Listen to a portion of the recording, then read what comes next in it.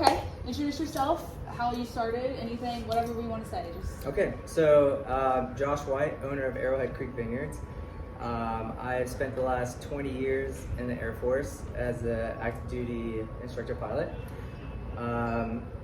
As I was trying to figure out the transition, getting out, trying to figure out what I wanted to do, I didn't want to go to the airline, so we kind of stumbled upon this property. Yeah. It was very accidental, but it was very organic. So we found an amazing winemaker, we found an amazing team, wine consultant, vineyard manager, all came together, and here we are. Yeah, awesome. So, do you prefer a certain, I'm only 21, so I'm very new to this. Is fair? Do you prefer a certain type of wine, like do you dry, semi-sweet? What is I feel like you're kind of experienced. So. Yeah, I'm not. No? So Really? I Okay. have no wine background at all. Okay. I am just a average dude that loves wine, and I just love giving people the experience. It just happens to be, wine is the way to do that here. Yeah. My favorite, I initially started, I just love big, bold reds, but after owning it, we've only been open for a year and a half. So after a year and a half, I've learned to love all the wines because now I'm looking at to see why the winemaker made it that way. And I think every wine is kind of has its own flaws and how they are trying to make it to their palate and how they can sell it. So every wine is different, which is a crazy business to be in. Like, it's so subjective. I think that we make the best wines in the world. Some people might spit it out, right? I mean, a business that's, I don't know, revolves around very subjective palates is a tough one. So we lean on more of the experience, and we're hospitality in the end, right? So right now I'm drinking our Montepulciano. Yeah. Nice little plug there.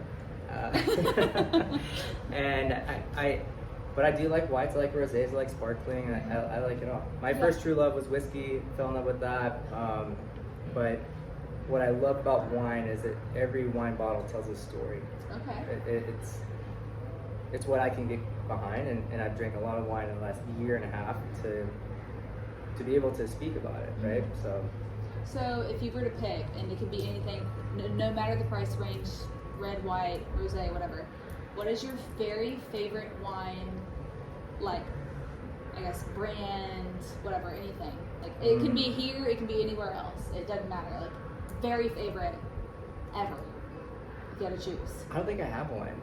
Okay. There are, so Calais down the road makes incredible wines. Inwood, Hilmy, our next door neighbor, like, when I do a tasting, I loved every single one of the wines, but I'm looking through it a different lens now. Yeah. And I'm just looking for something that's balanced, that has a nice finish, that has a nice nose, and if it checks all those boxes, like, that's a W for me. Like, So you're not very picky. Not at all. Yeah. No, you're kind of experienced. You say you're not experienced, but to me you're experienced. You're experienced, so you kind of just go off of like what tastes good to you and like the story behind it. Is kind of what I'm the getting. story, Okay. and why the winemaker decided to use Yeah. this barrel versus that barrel, and why did he age it that long, and why did he wait so long to harvest the vineyard. Every bottle has its own story, so I just enjoy that concept. But if I had to pick a bottle, I'm gonna hear your answer. I'm like, might go buy it. Maybe not. It might be expensive. No, it won't be. Gosh, I have no idea. I would buy Arrowhead Montepulciano. Okay, yeah, there we go. Okay, so what advice would you give for anybody that's trying to start a winery, a company built around wine, period? I think it's important to have a story. Okay. Right? All up and down. There's hundreds of vineyards up and down, wineries up and down. You have to have a story. You have to have something that makes you different, right? And if I was to do it over again, I would create a business. I would build the brand first before I went into brick and mortar. So our Morale Patch wine that you tried, that is just a brand that we're building right now. Yeah. Right? And it has an incredible story. It's helping veteran charities. every bottle has a different wine. The label's different. The label has to be cool. Yeah. You know, before I owned a vineyard, it was all about the look. It was like, which is the coolest label, and if it's in my price point, then banger, I'm good with that. Yeah. Right. So that's like what I do. I'm in PR and marketing and stuff like that. So like I do a lot of design. Yeah. So it's like it's what catches your eye, and then that's when you kind of go and try it. You know. That catches your eye Yeah. to look at the bottle, and then if you like the Read it, story, yeah. and that's a whole nother business Yeah. as far as distribution, because here I can sit here and tell you the story of all the arrowheads we found. That was the beginning of this property, and the Beckman family that took over, and this was a farm for 100 years, and then we took it over and made it a vineyard, right? Yeah. It's just telling this story that nobody has, and it's not any better or worse than anybody's story, but it's our story. Yeah. And but first, building the brand. You got to build the hype before, because now we bought this property, and now we're trying to build the brand as we go, and that's complicated, and it has a lot of hurdles in itself. So. Well, to pay you a compliment, this has been the whole group's favorite winery. Oh, awesome. It's very laid back, very chill, and the That's wine what we is wanted. delicious. Yeah, we don't.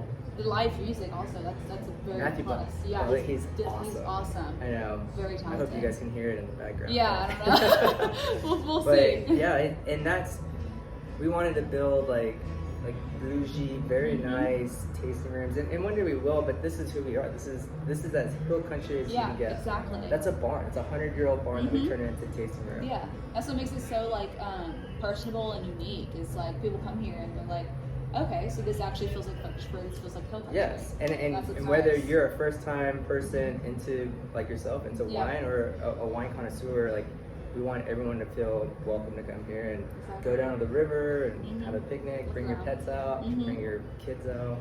Yeah. Is that y'all's dog running around? Yeah, that's the Mark's winery dog, dog. yeah. Really? Yeah. He's or she, right? She's so cute. Yeah, pretty. Oh, I love her. She's still a puppy. She's Yeah. got some growing to do. Yeah, but, I get it. Well, thank you so much. I really Of course. appreciate you